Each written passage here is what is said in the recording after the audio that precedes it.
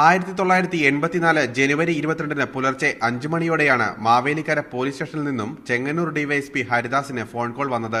കുന്നം വയലിന് സമീപം ഒരാൾ കാർ കത്തി മരിച്ചെന്ന പോലീസുകാരന്റെ അറിയിപ്പ് പതിറ്റാണ്ടുകളോളം തന്റെ ഉറക്കം നഷ്ടപ്പെടുത്താൻ പോന്ന ഒരു കേസായിരിക്കുമെന്ന് ഹരിദാസ് സ്വപ്നത്തിൽ പോലും കരുതിയിരുന്നില്ല. ഇൻഷുറൻസ് തുക തട്ടിയെടുക്കാൻ വേണ്ടി സുകുമാരക്കുറുപ്പ് ചാക്കോ എന്ന ഫിലിം റെപ്രസെന്റേറ്റീവിനെ കൊലപ്പെടുത്തി കാറിലിട്ട് കത്തിച്ചെന്ന് ദിവസങ്ങൾക്കകം തന്നെ പോലീസ് മനസ്സിലാക്കിയിരുന്നു. എന്നാൽ ഇത് മനസ്സിലാക്കാൻ പോലീസ് എടുത്ത 3 ദിവസങ്ങൾ സുകുമാരക്കുറുപ്പിന് രക്ഷപ്പെടാൻ സാവകാശമൊരുക്കിയെന്ന ആരോപണം ഹരിദാസ് നിഷേധിക്കുന്നില്ല.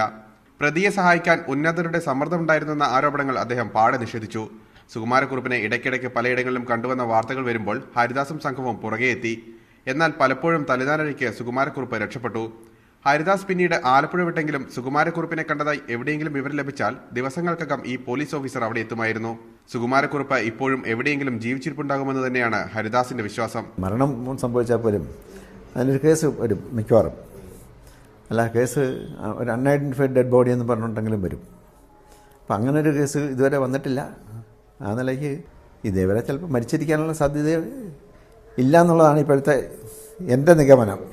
നീണ്ട സർവീസിനിടയ്ക്ക് പല കേസുകളും തെളിയിച്ച് SP ആയി വിരമിച്ചെങ്കിലും സുകുമാരക്കുറുപ്പിനെ പിടിക്കാൻ സാധിക്കാത്തതിലെ ദുഃഖം ഇപ്പോഴും ഈ മനസ്സിലുണ്ട്. വീട്ടിലെ ഫോൺ ബെല്ലടിക്കുമ്പോൾ ഹരിദാസ് അറിയാതെ കാതോർക്കും. സുകുമാരക്കുറുപ്പിന്റെ വിവരങ്ങളുമായി എന്തെങ്കിലും ഒരു കോൾ എത്തുമെന്ന് ഹരിദാസ് ഇപ്പോഴും ഉറച്ചു വിശ്വസിക്കുന്നു. PL കിരൺ, മീഡിയ 1, കൊല്ലം.